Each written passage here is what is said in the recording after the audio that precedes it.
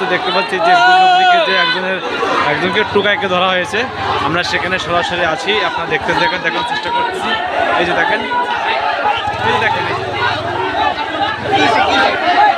এই মুহূর্তে তাকে ধরানো হয়েছে।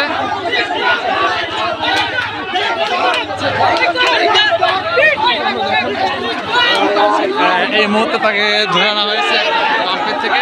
এই দেখেন তার অবস্থা।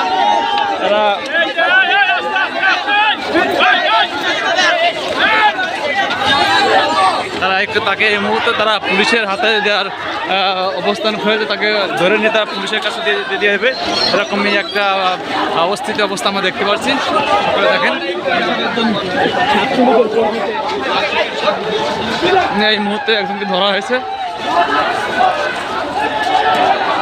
তাকে হয়তো মারা হয়েছে, গণপিটুনি দেওয়া হয়েছে। দেওয়ার পরে তারা আপনারা দেখতে পাচ্ছেন যেখানে অবস্থা।